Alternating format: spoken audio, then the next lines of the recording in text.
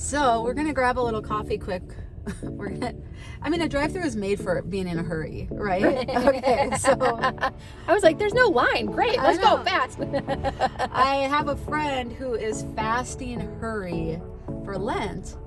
Isn't that a fantastic idea? I think it's a great idea. Okay, so we're gonna grab our coffee and let's talk about how we can just eliminate hurry from our lives, okay? So Princeton and I were driving home the other day and we saw someone who got pulled over, and I said, hey, we haven't got pulled over in a long time. And he was like, well, and he's like, actually yesterday I got pulled over. And I was like, oh no, did you get a ticket? And he was like, it was kind of indisputable. And it was funny because I was like, where were you going? And he was like, well, that was the thing. It was just a nice day. Like, I was just in a good mood. I was just driving home. And, so, but definitely it wasn't safe, I guess.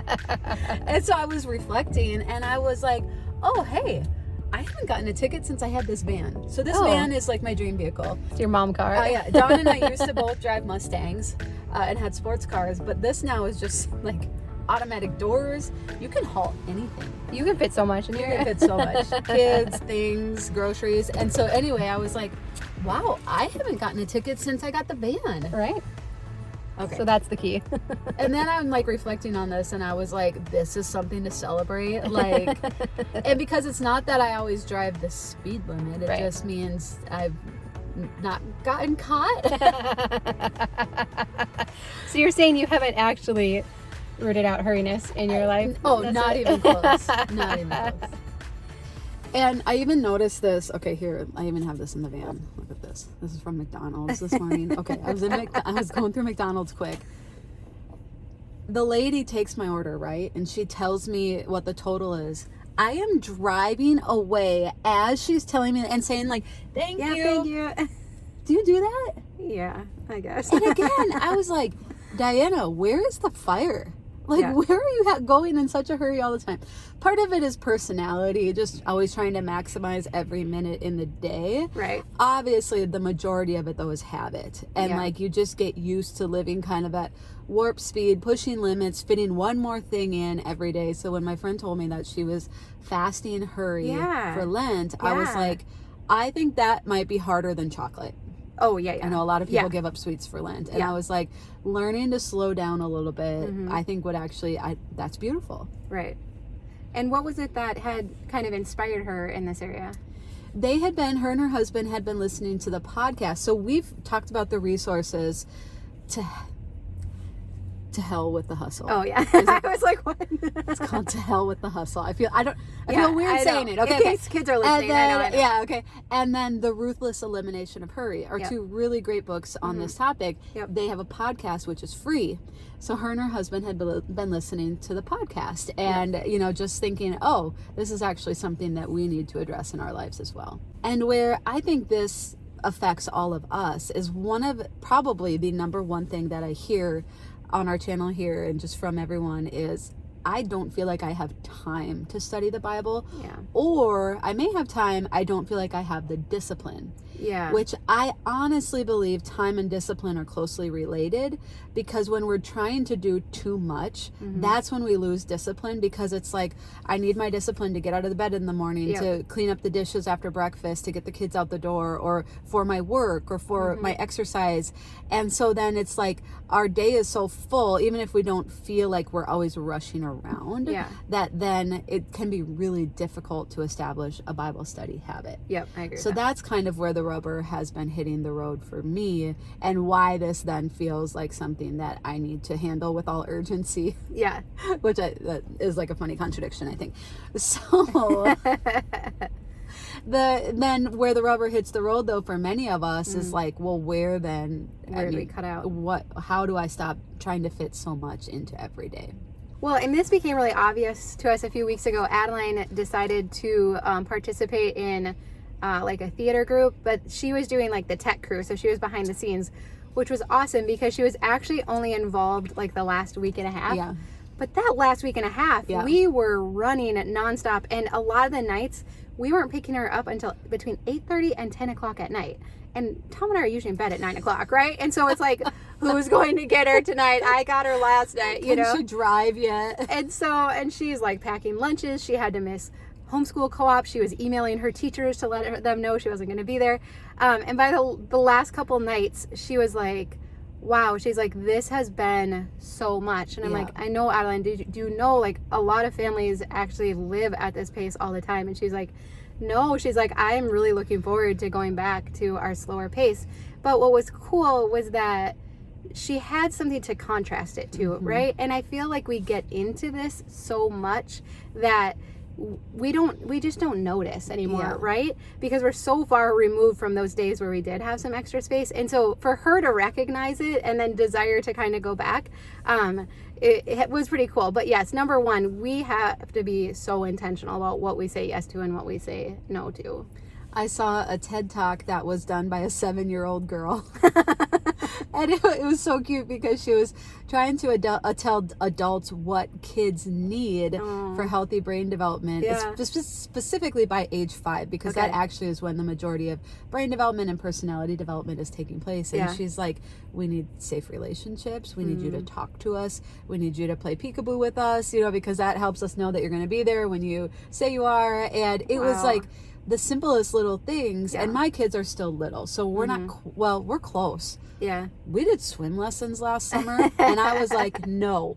Until they can put on their own bathing suit, put on their own sandals, and say, Mommy, I want to get in that pool. We are not doing swimming lessons again. But all of that to say, when you have kids, there is so much pressure. There's like, my sister-in-law is sending me things about things the kids need to do. The other neighbors across the street, they can't get together on Saturday mornings because the kids have X, Y, and Z. And it is so much pressure. And as a parent, it takes so much inner fortitude and strength and such a strong inner compass and value system to say no. Yeah, you have to be really resolved on knowing why you're saying no, because the mom guilt from other parents, oh, we'll drive her, we'll pick them up, we'll pay the tuition, whatever they think the hindrance is.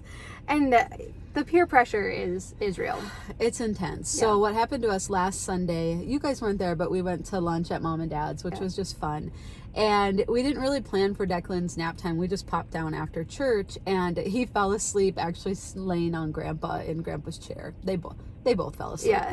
And we're like, you know, he needs his nap. Like, what are we going to do? And so we let him sleep. And so then we're just kind of like, you know, forced to hang out. So we stayed like almost 2 hours longer than we normally would. And myself and Princeton and my mom and Adley, we just kind of bumbled around the house and talked and ended up in a different room and talking in there. And I was like, I think this might be how Sundays used to be, like back in the day, like when you would just go like visit people, like and just hang out. And so when you can find those pockets of time, like you guys said, you kind of live there, and then, or for others where you find those pockets of time, you're like, oh my goodness, my soul is just like, it's being refreshed. And so we have to have those moments, I think, to taste it, then to develop that inner strength to tell the other moms and the neighbors, like, no, really, this summer we're good. I'm gonna let the kids play. I'm gonna let them get their hands dirty, you know, or whatever that might be. Well, and I'm always amazed when we do get that downtime and you can go back into the week feeling recharged. We are all actually very high capacity people, and we can do a lot and we can handle a lot. And so then it's amazing, then going back into the week, it's like I have a fresh perspective to be able to prioritize, to get the important things done. And I don't feel like I'm already starting the week off behind. And so it's truly, I feel like, a gift that we can give to ourselves. But it does take tons of intentionality. On Sunday evening this week, we were getting ready for bed, and Princeton said, you were in a really good mood this weekend. And he wasn't like, he was being like really kind and sweet. He was like, hey, you're in a really good mood. And I was like, I think this was the perfect weekend. We got to go on a date Friday night. Which was just, it was so great. I still think back on it like so fondly. And then Saturday, we actually had friends visiting from out of town. But then Sunday, we went to church and we didn't have anything after that. So we got to just kind of be at home and get a few things done and be at our own pace. And I was like, that might have been the perfect weekend. Like people, like I got to have a little time with Princeton, I got to have a little time with friends, and I got to have a little downtime, and I'm like, I do feel refreshed. Yeah. Like I do. Like you need those moments just to, again, let your soul kind of breathe again. Yeah. So practical things that I've been doing to try to eliminate some of the hurry in my life. When we discussed the book by John Eldredge, is it Take Your Life Back or Get Your Life Back? I always get it wrong. It's Take Your Life Back. Take Your Life Back. So it's probably Get Your Life Back. I'm sure we're not saying it right. I'll just put it up here. He always talks about the 1 minute pause. Yeah. And I had been doing really good at, like, when I get home in the evening or wherever I might be, whenever there's a transition point, just stopping for a minute. Now, he has an app that you can use that'll remind you to stop, but I feel like if we can build the habit in during our transition points, like he talks about now how fast travel is and how our souls don't have time to catch up, like with all the ground that we're covering. Yeah. And so that's where I feel like if we can build it in more intentionally to our transition times, Yeah. it's like, okay, body, mind, soul, emotions, we're home now. Yeah. Like, take a deep breath, like gather yourself, like maybe say a prayer or acknowledge the Lord's presence. And then we're going to go in, like, so that's been something I've been trying to be intentional about, but then also just being aware of margin throughout the day. And that's where something that's been so significant for us is having a meal planning system where it's like we eat the same thing Monday, same thing Tuesday, same thing Wednesday every week. Yeah, I like that. I know the recipes. I know what I need to buy or order, what groceries to order at the beginning of the week. And just saving some of that brain space, especially by the end of the day, when it's like, it gets to that point where it's way much easier to call Domino's, or drive through McDonald's and barely talk to the person at the ordering thing. That also has been something, just looking for those ways to get a little margin back, but then to intentionally slow my pace as well. Yeah, no, I think that's great. And I think it comes down to who we surround ourselves with too, right? Yeah. If we are surrounding ourselves with the people that are go, go, go and have, like, their kids are in every single thing, it does make it harder because it feels like it's constantly, pointing out what we're not doing. And so I think sometimes we have to be aware how much influence the people around us have on us too. And I don't know. My family, because I'm related to some of them, and so then, I choose to surround myself with them. I love them. Yeah. I've been looking for, like, articles in science to just be like, guys, you want to know what kids really need? Like, they need safe relationships. They need free play. And they need, some of these things for their brains to develop. I just got to do me. That's what I've learned. It's uphill work trying to change other people. I'm not going to change that, but but I am trying my darndest. The swimming lesson thing, I think, is established at this point that we won't.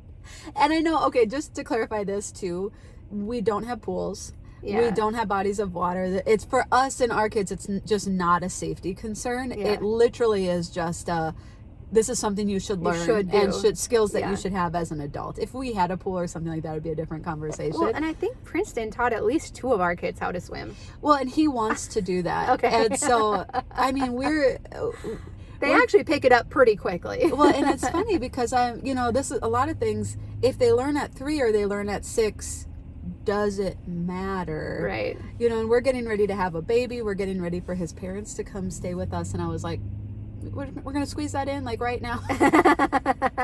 And my 3-year-old, she heard him talking about it, and he left to go do whatever.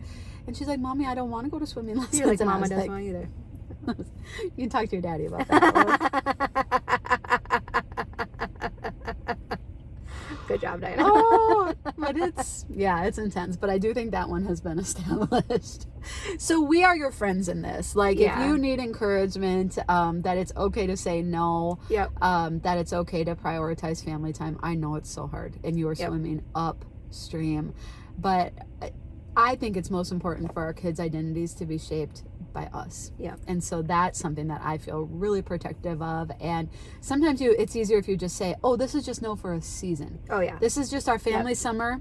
This year, we've just decided And if you make it kind of like black and white, and like this summer, maybe just take it season by season, and then in the fall you can be like, hey, this fall we decided. Yeah. Yeah, or pick the thing, you know, if theater's going to be the thing, or if swimming's going to be the thing, you know, go with that. So we love you. We're here to encourage you. And and I have lots more stuff for Lent happening. We're following a Bible reading plan, so if you need a little accountability, I've been tracking along with it in stories on Facebook. That's really cool. So go ahead and follow along on Facebook. And then this Saturday, we're going to be talking about what it means for Jesus to be our shepherd. And it is so beautiful. Cool. It's beautiful. So that'll be coming up on Saturday.